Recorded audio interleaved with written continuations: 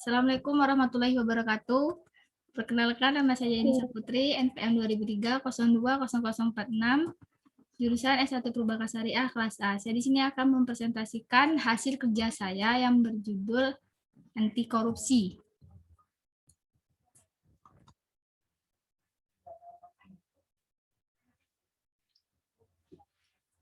Wawasan tanah air. Wawasan merupakan pemahaman masyarakat mengenai jati diri bangsanya dalam mendayagunakan segala potensi negara untuk mencapai cita-cita dan kepentingan nasional. Rendahnya wawasan kebangsaan berdampak pada tergerusnya rasa nasionalisme dan krisis jati diri bangsa. Wawasan kebangsaan dapat menumbuhkan rasa cinta tanah air, pemuda Indonesia, dan menghadapi arus globalisasi. Wujudnya kebangkitan nasional masyarakat dan memiliki wawasan kebangsaan luas dapat membuka semangat kebangsaan nasional, kebangkitan nasional. Selanjutnya, definisi korupsi. Pengertian korupsi. Korupsi berasal dari bahasa Latin corruption, dari kata kerja corrupere berarti busuk, rusak, menggoyahkan, memutar balik, mengoyah. Menurut Transparansi Internasional adalah perilaku pejabat publik baik politikus atau politis maupun pegawai negeri yang secara tidak wajar dan tidak legal memperkaya diri atau memperkaya mereka yang dekat dengannya dengan menyalahgunakan kekuasaan publik yang dipercaya kepada mereka. Dalam kasus Al-Munawir, trim korupsi bisa diartikan meliputi riswah, khianah, fasah, hulul baitil. Sedangkan dalam kasus Al-Biriskata berupa diartikan ke dalam bahasa Arab, risyah, ihtilah, dan fasad. Sedangkan dalam Kamus Besar Bahasa Indonesia, korupsi secara harfiah berarti buruk, rusak, suka, memakai barang atau uang yang dipercaya pedaya dapat bergoyah atau melalui kekuasaan untuk kepentingan pribadi. Adapun arti terminologi korupsi adalah penyelewengan atau penggelapan atau uang atau perusahaan untuk kepentingan pribadi orang lain. Nah, selanjutnya, sementara di sisi lain, korupsi juga bisa bermakna kebusukan, keburukan, dan kebijakan. Di sini, definisi ini diduduki oleh Asham yang mengerti korupsi sebagai suatu tindakan yang menyimpang dari norma masyarakat dengan cara memperoleh keuntungan untuk diri sendiri serta merugikan kepentingan umum. Intinya korupsi adalah menyalahgunakan kepercayaan yang diberikan publik atau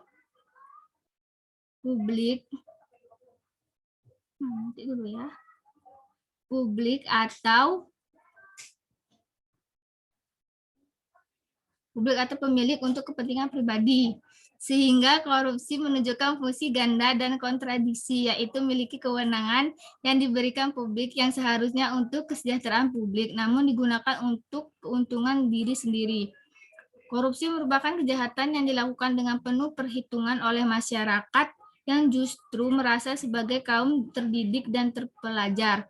Korupsi juga bisa dimungkinkan terjadi pada situasi di mana seseorang memegang suatu jabatan yang melibatkan pembagian sumber dana dan memiliki kesempatan untuk menyalahgunakan kepentingan pribadi. Yang selanjutnya, publik untuk mendapatkan keuntungan finansial atau meningkatkan status.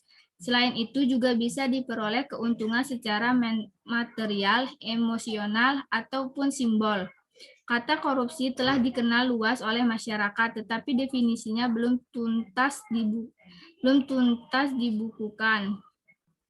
Pengertian korupsi berevolusi pada tiap zaman, peradaban, dan teritorial. Rumusnya bisa berbentuk tergantung pada titik tekan dan pendekatan, baik dari perspektif politik, sosiologi, ekonomi, dan hukum.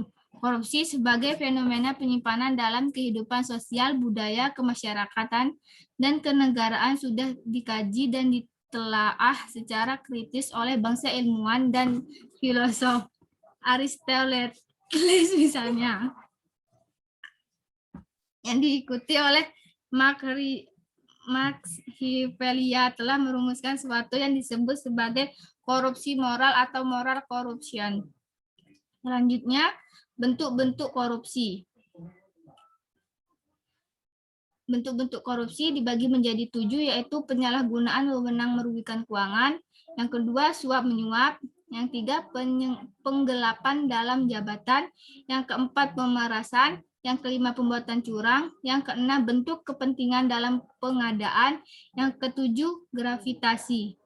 Yang selanjutnya, faktor penyebab korupsi. Yang pertama, faktor internal. Faktor internal merupakan faktor yang berasal dari dalam diri seseorang, persepsi terhadap korupsi, pemahaman seseorang mengenai korupsi tentang benda-benda.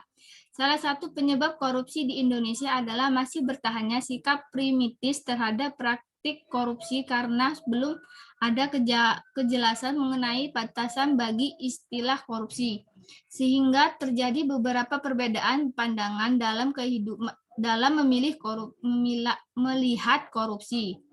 Menurut bidang psikolog, terdapat 2 teori yang menyebabkan terjadinya korupsi, yaitu teori Modern dan teori Big Five personality. Teori Medan adalah perilaku manusia merupakan hasil dari interaksi antara faktor kepribadian atau personality dan lingkungan environment, atau dengan kata lain lapangan kehidupan seseorang terdiri dari orang itu sendiri dan lingkungan, khususnya lingkungan kejiwaan atau psikolog yang ada padanya. Melalui teori ini, jelas bahwa perilaku korupsi dapat dianalisis maupun diprediksi memiliki 2 opsi motif, yaitu dari sisi lingkungan atau kepribadian individu terkait. Yang kedua yaitu faktor internal.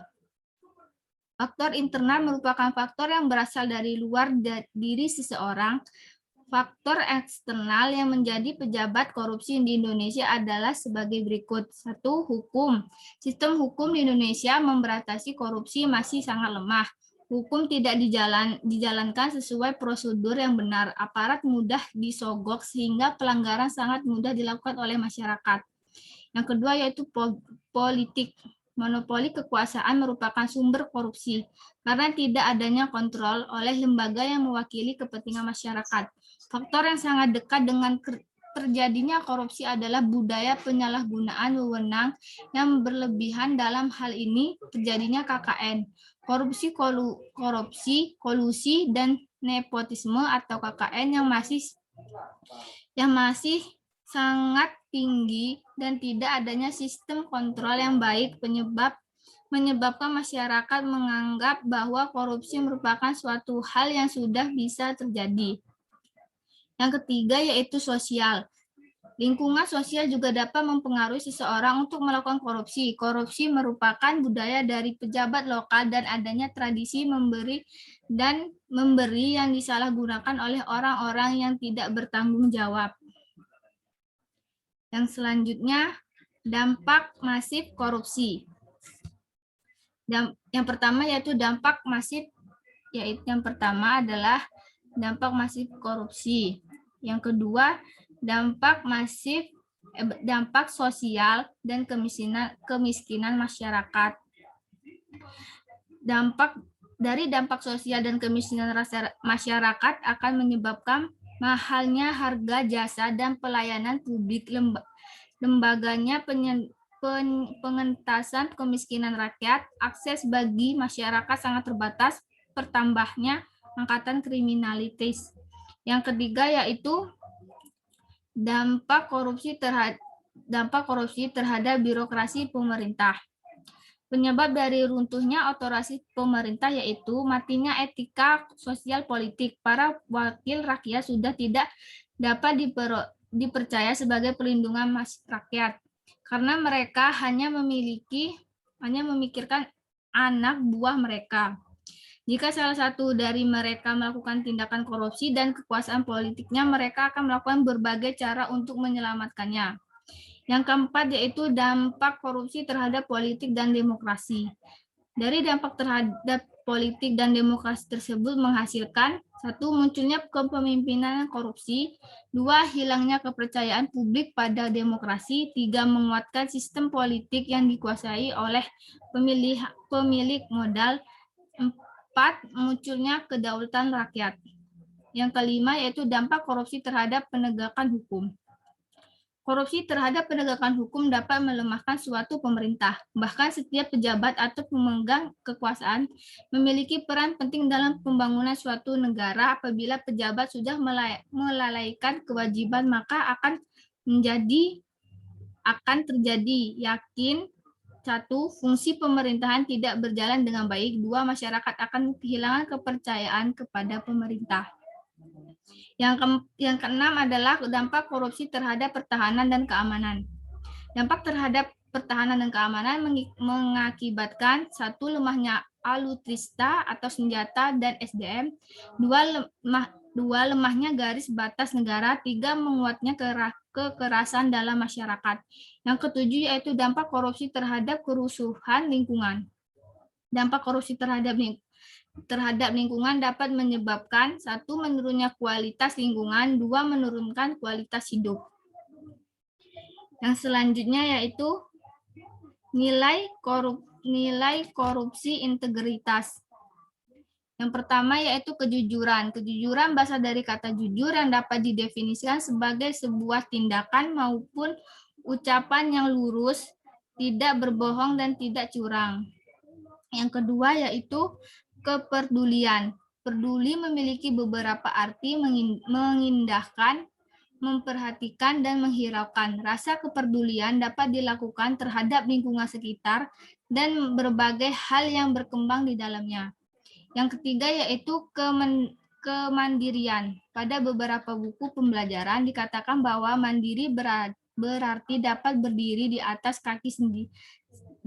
kaki sendiri, artinya tidak banyak bergantung kepada orang lain dalam berbagai hal.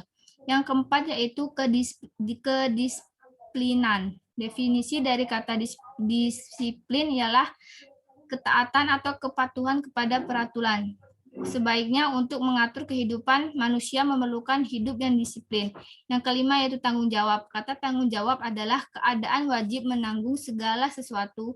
Kalau terjadi apa-apa boleh dituntut, dipersalahkan, dan diperkarakan. Yang keenam yaitu kerja keras. Kerja keras didasari dengan adanya kemauan. 7. Kesederhanaan gaya hidup merupakan suatu hal yang sangat penting bagi interaksi dengan masyarakat. Yang kedelapan yaitu keberanian. Keberanian dapat diwujudkan dalam bentuk berani mengatakan dan membela kebenaran, mengakui kesalahan, berani tanggung jawab, dan sebagainya.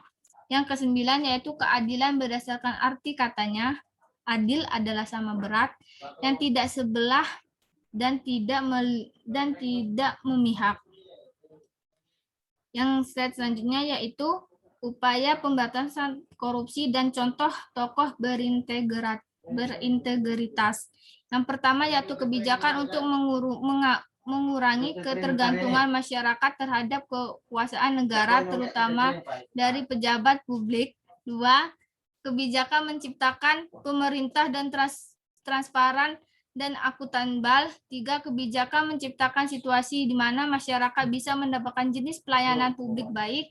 4. Kebijakan melakukan reformasi hukum dan peradilan. Yang bisa saya ambil di sini adalah contoh tokoh berintegritas yaitu Muhammad Hatta. Muhammad Hatta sudah tak asing lagi bagi bangsa Indonesia. Ia adalah salah satu pahlawan proklamasi bersama Soekarno. Selain berjasa besar bagi kemerdekaan Indonesia, Bung Hatta sapaan akrab juga memiliki rekam jejak sebagai seseorang yang sangat anti terhadap korupsi. Yang kedua yaitu Hoi Geng. Gus Dur pertama berkata hanya ada 3 polisi yang tidak bisa disuap, yaitu patung polisi, polisi tidur, dan Hoi Geng. Kalimat tersebut diaturkan Gus Dur lantaran Hoi Geng memang merupakan ikon polisi jujur dan anti suap, sebab sepak terjangnya sebagai polisi yang amanah dan patut ditiru. Yang ketiga yaitu Baharudin Lopo. Baharudin Lopo adalah sosok lain dalam ikon anti korupsi di Indonesia.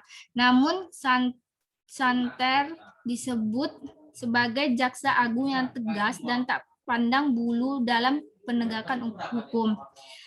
Lopo sangat galak terhadap setidak tindakan tanduk yang menjuruskan ke korupsi. Lopo adalah Jaksa Agung Republik Indonesia pada 6 Juni 2021 hingga meninggal dunia pada 3 Juli 2001.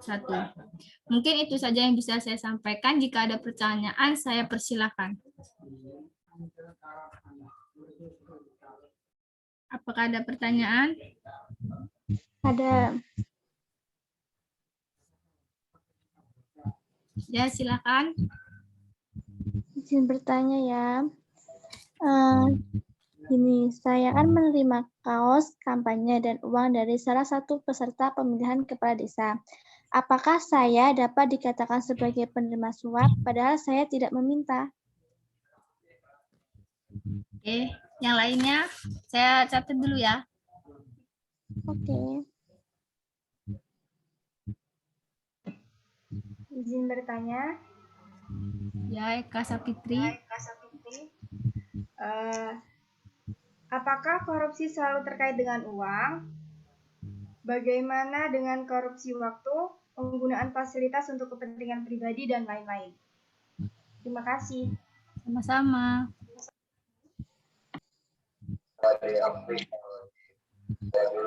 Izin bertanya. Ya.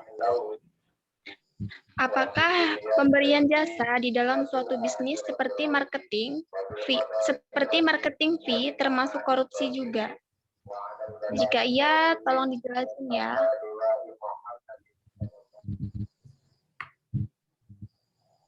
Baiklah, saya akan menjawab pertanyaan dari Tiara Novita Sari. Yang pertanyaannya adalah, saya menerima kos kampanye dan uang dari salah satu peserta pemilik kepala desa. Apakah saya dapat dikatakan sebagai penerima suap, padahal saya tidak meminta? Jawabannya adalah penerima suap. Meski tanpa meminta, dapat dikategorikan sebagai korupsi. Tindakan ini termasuk dalam korupsi politik, di mana pemilih disuap menjumlah uang untuk memiliki calon tertentu. Namun tindakan ini tidak ada dasar hukum yang kuat karena yang menerima suap bukanlah penyelenggara negara. Apalagi larangan pemberian suap pada pemilihan kepala desa diatur oleh Undang-Undang Pilkada, mengingat pilkada hanya melingkupi pemilihan gubernur dan bupati wali kota. Apakah bisa diterima? Baik, terima kasih. Oke. Selanjutnya saya akan menjawab pertanyaan dari Eka Safitri. Jawabannya adalah korupsi tidak selalu terkait dengan uang. Korupsi berupa pemberian suap dan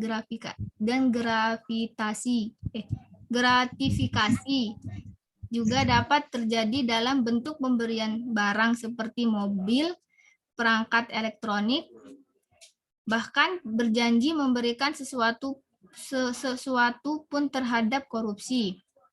Apakah bisa diterima, Eka Sapitri? Oke, terima kasih. Oke.